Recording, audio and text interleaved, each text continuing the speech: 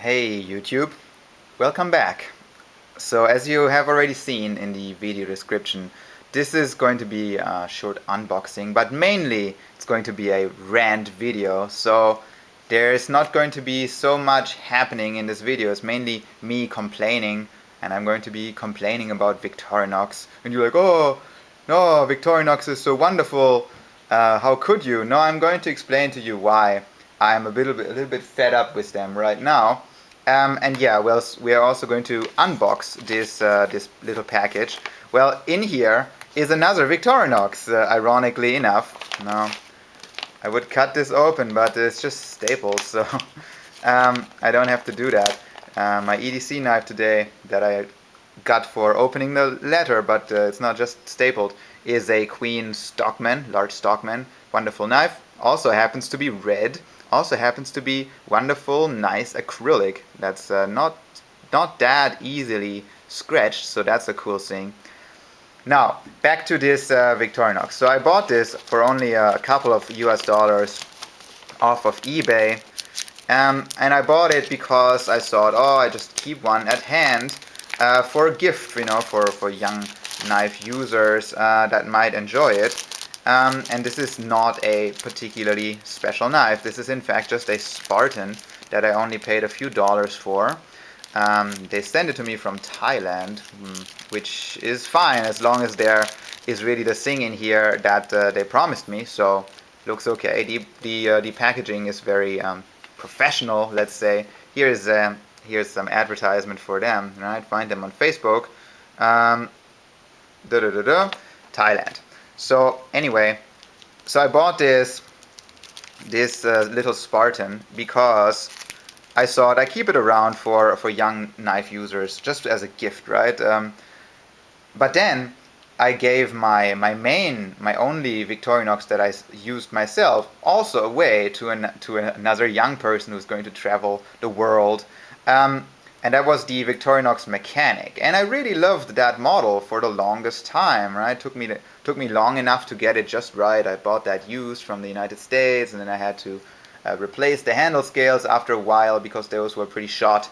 And so I sent it to Switzerland, have it fixed. And I really loved the knife for a while, and now I gave it away nonetheless. And I was thinking, should I just get a new one, new Mechanic? Yeah, I could do that, but you have to pay a premium price because it's an unusual pattern. You don't, you know, you have to pay more for a tool that has less functions than the, let's say, deluxe Tinker. How to open? Let's use the knife after all, shall we? So you have to pay a premium because it's an unusual knife. And yeah, I could do that, but of course I already know the knife, and I thought, nah. And the more I looked around, the more I thought, man, there's really nothing that Victorinox makes currently that I actually want. How surprising, right? They have so many models, yet there's nothing I'd actually want. Aha, so, yes.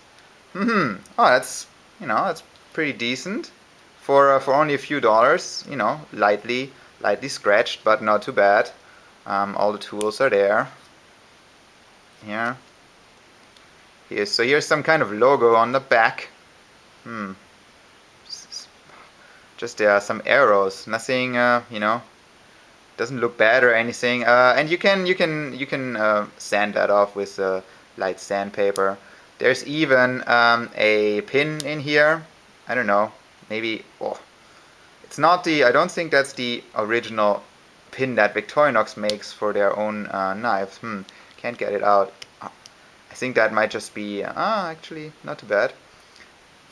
I don't think this is the original pin that goes in here, but then again, the original pin is also just a pin. So, whatever. So yeah, fine for a few dollars, right? Let's check the blades later. But I'll continue my story. And I'll also demonstrate my story on this knife. Oh, the blade. Looks good. So yeah, standard Officier Suisse. Four rows of blade stamp here. Whatever that might mean, you know. You can identify the knife, the year with that. Standard tools. So yeah, it's a Spartan. Pretty straightforward, nothing special. So I thought, should I get a new mechanic? Nah, have to pay extra. Also, I already know that knife. Looked around, could I find another knife that I wanted? No, couldn't find anything that I wanted. Because either, you don't get the tools that you want, or the knife is too expensive, you have to pay a premium price for something that should be available just like this, right? Or the knife that I would really want isn't in production anymore. Um, or if I just looked at this particular knife, well, then I would find many things that I don't particularly like. Also, I thought, did Victorinox really do a lot of things in the last decade to innovate in their industry? Oh, this blade is, I don't know, it's not professionally sharpened. The edge is not that great, but okay, I mean, I can sharpen it, no issue. Here's some paper. Did they really do anything recently to innovate the industry? And I wondered, and I thought, nah, maybe not, right? What's fresh in the industry that Victorinox did for us? Couldn't think of anything, right? They bought Wenger like 10 years ago, and then slowly phased. Oh no, that is not gonna cut. Lucky I also have a sharpener here. They bought Wenger and then slowly phased out the Wenger models. Now they still make them, but again at a premium price, right? In a small niche, maybe those are available. But so where are all the innovations that came from the Wenger brand, like locking main blade, or a locking large screwdriver, or serrated blades, or the Evo scales? Are they now going to be implemented on Victorinox models? No, apparently not. It's not going to happen. Again, yeah, maybe in a small niche market where people really want them and who are willing to pay a premium for it, you can have some of those features, not all. Wenger also had clip point blades on some of their knives. That was pretty nice. If you don't like this faux spear point blade, it's not real spear point. If you don't like this low drop point blade, and again, why would you like it? You can't find this on any Spyderco, you can't find this on any Cold Steel. Who still makes these low drop point blades? Answer, Swiss Army knives. If you don't like it, well, you could have a Wenger with a clip point blade, but now probably you can't. And so I thought, what did they do to innovate in their industry? Not much. Also, there are things that people tell you, oh, it's a classic, right? It doesn't need to be updated or changed. Like this knife, it's probably never, the design hasn't been updated in like 30 years. We don't want to nitpick now and say, oh, they changed this tiny, minuscule feature that no one noticed some time ago. No, I mean real update, right? The first thing I don't like about this are the Celidor, so-called Celidor scales, right? The red scales. Yes, they look nice. Yes, they're smooth. But Celidor isn't a special material. It's just injection molded plastic. That was high-tech once, 30 years ago, but now it isn't. And in fact, these scales get scratched up like nobody's business. We all know that, right? You buy a knife, brand new, it's nice and shiny for a month, and then you get the first scratches. Even though you're careful, you get scratches on it because it's just plastic. It gets scratched up easily. By the way, this knife also came with a aftermarket non-original sheet for it. So right, this company, this eBay seller in Thailand, puts out stuff to make it compatible.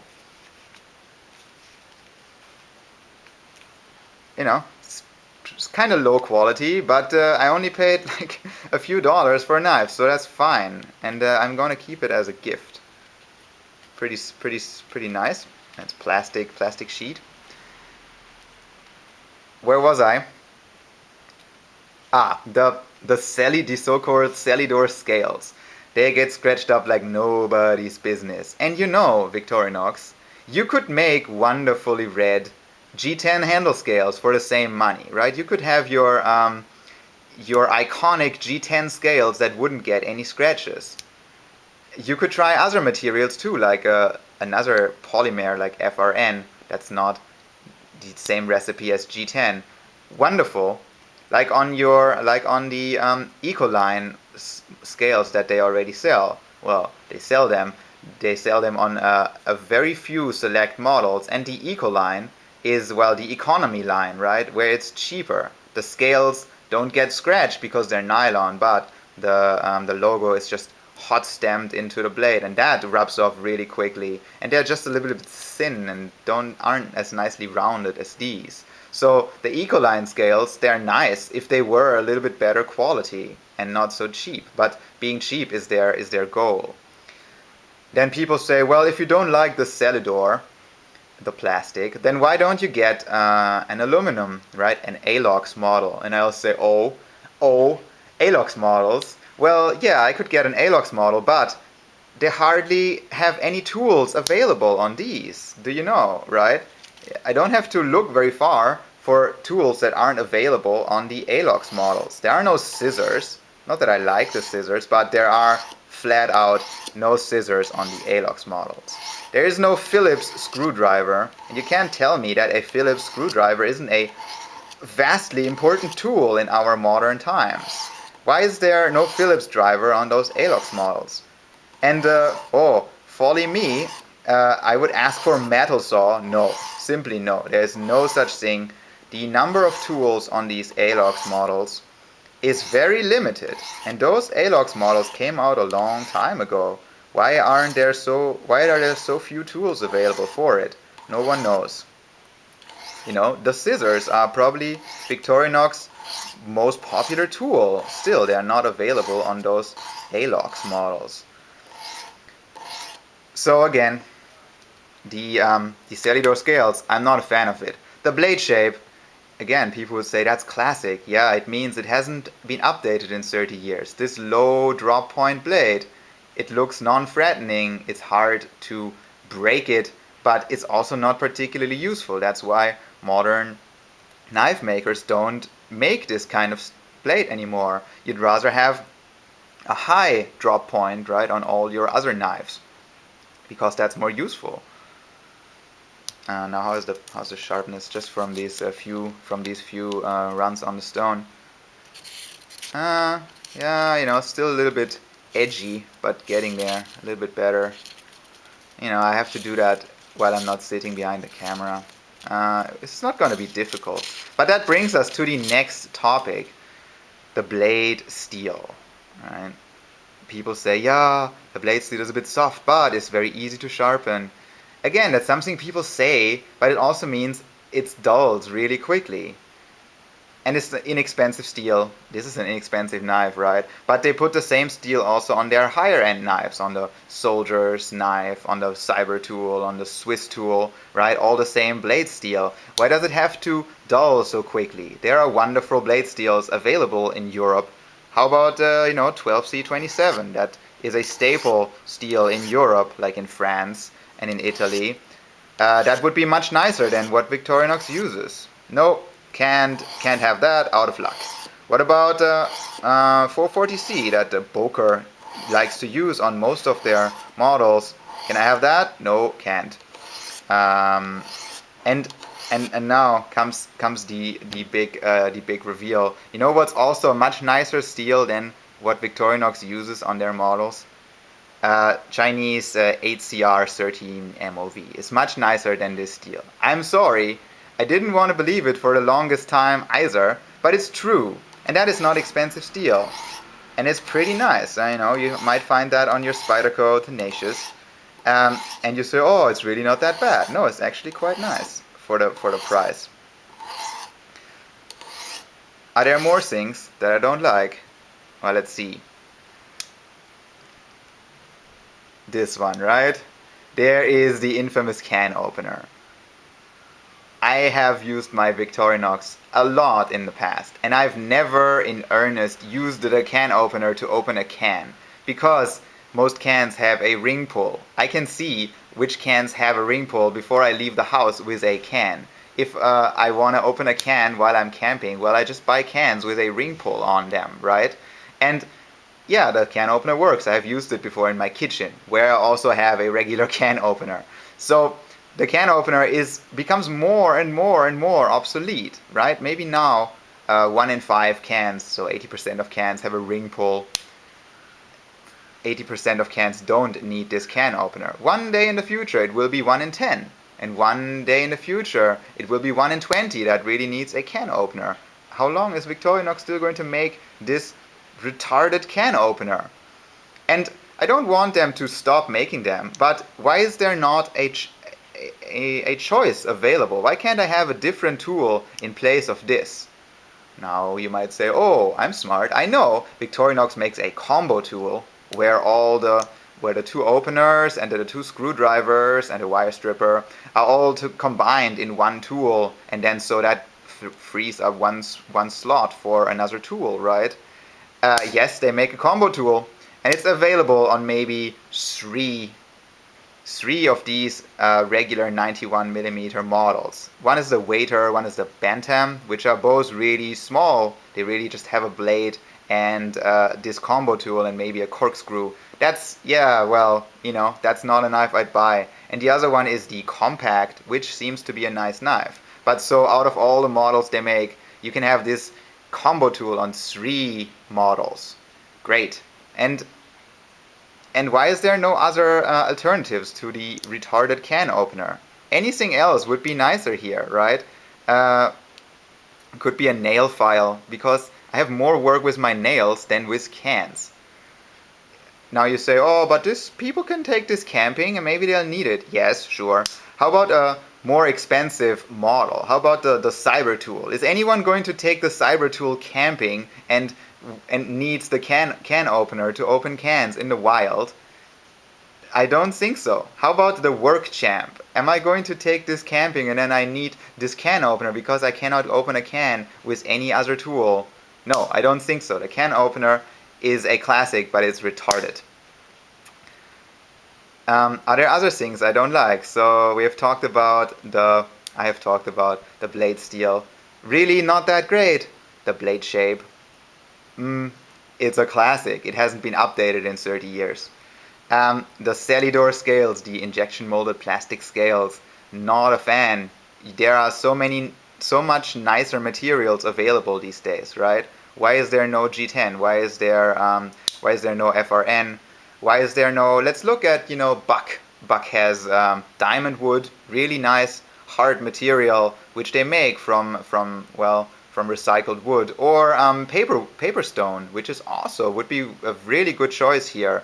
And I would think you can get the patent from Buck. It's not that they'll charge you an arm and a leg for it. They'll probably be happy to sell it to you. But no, we have to put up with Celidor. What else is there that I don't like? Now I forgot again what I wanted to say. Blade steel. And now maybe some people will say, well, if you look for a particular tool set, then maybe you should look at Swiss Bianco, right? They make limited edition runs of knives that you can't buy anywhere else, and they sometimes do special editions of tools that aren't available anymore, like the Yeoman, right? If you wanted that tool, you could buy it from them. And I'd say, yeah, Swiss Bianco makes nice knives, but they also charge you a hefty premium for them, right? A basic updated farmer model, it's an Alox model with colored handle scales. They'll maybe charge you an additional 150% for the knife, right? So 150% markup, shipping not included. And I'm not a fan of that. It's still a simple pocket knife. You just put the handle scales in a different color. That is not what I'm going to pay you 2.5 times as much for. Also, they used to make colored Alox scales just like that in the past. No markup, regular unlimited production. But then they decided, oh, let's just stop doing that. Let's just put out one color every year, make it a special edition, and charge people extra for it. There used to be regular red Alox models, not limited, not anything special, but they stopped making them because they just want to milk the cash cow, right? They just want to squeeze some more money out of people for getting colored scales.